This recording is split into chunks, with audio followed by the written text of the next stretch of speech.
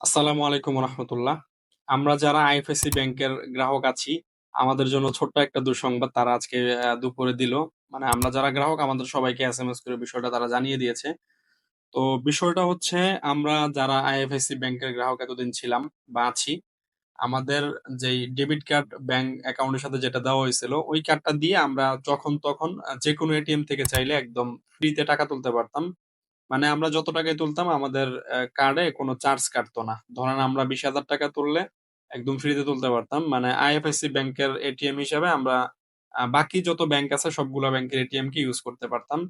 তো আজকে থেকে সম্ভবত আইএফএসসি ব্যাংক নতুন একটা আইন করে দিছে, সেটা হচ্ছে এই কার্ডটা দিয়ে এখন আমরা হচ্ছে যে কোনো ব্যাংকে মাসে 5টা লেনদেন করতে পারবো ফ্রিতে।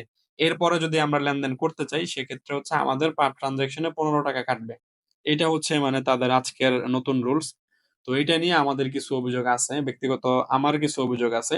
সেটা হচ্ছে, যেহেতু আপনারা একটা এমন একটা ব্যাংক, আপনাদের এটিএম বিভাগীয় শহর, তারপর জেলা শহর, উপজেলা শহর কোনো জায়গাতে নাই, খুব কম। সম্ভবত ঢাকার মধ্যে দুই একটা থাকতে পারে, বাট অন্য কোনো জায়গায় আমি আপনাদের এটিএমটা এখন পর্যন্ত দেখি নাই। তো আপনাদের কাছে অনুরোধ, আপনারা যেটা করছেন এটা আপনাদের ব্যক্তিগত বিষয়। তো আপনারা এখন হচ্ছে আপনাদের ব্রাঞ্চ যেখানে আছে সেখানে অন্তত আপনারা একটি করে এটিএম বুথ করেন, চালু করে দেন। সেক্ষেত্রে হয়তো আমাদের এই ভোগান্তিটা হবে না টাকা তোলার ক্ষেত্রে। আসসালামু আলাইকুম রহমতুল্লাহ।